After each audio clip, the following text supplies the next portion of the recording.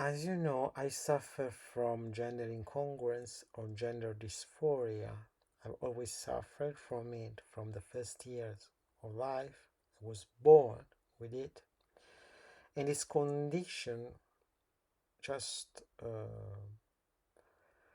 um, affected my whole understanding of my body, of the world around me, and my sensations along my life, in my everyday life.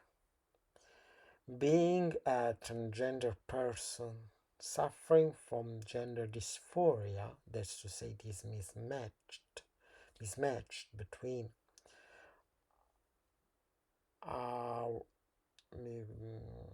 my own gender identity and the sex assigned to me at my birth, all of these just make my life a living hell. For many years, mainly during the early youth, about my youthness, about my young age, when I wasn't sure about what I was living, why I was suffering, while looking at the mirror, I just didn't recognize myself, my image. I couldn't accept the fact that I was a male or even a gay male. Since I wasn't attracted to women, I just thought, oh well, so I'm gay, I'm attracted to men. But this was the case. I was attracted to gay people. I was something different. I was someone different. And I realized it only after I experienced my own studies. I started to study the argument and knew the existence of the gender dysphoria. So everything was clear. The reason of my suffering or my loss, my lack of identity was clear to me. I was just a gender incongruent.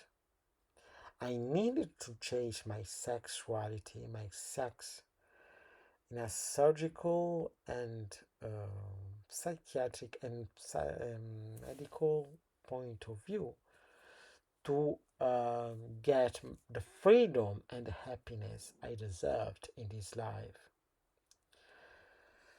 Well, as you know, due to my family difficulty, to my autism, and to my depression, I was a oh, I've always been a very lonely person. I don't have any friend. I don't have the support of my family. I don't have anyone I could talk to about this. In the past, I didn't have it. I I didn't have any social media, so I was just by myself. And I decided to just lock the door of my room and never go out of it again. My lack of identity was useful to me to write my work, my books, to invent many characters in my novels, in my short stories, and even to perceive an original vision of the universe of our reality in my essays. Well, so I've always thought that my gender dysphoria gave me a peculiar kind of intelligence that is unique and that formed the um, unicity, the artistic side of my mind in a very unique way, in a very useful way. When it when you think of the uh, contribution I gave to Italian fiction or to Italian culture in my own way, in my little place.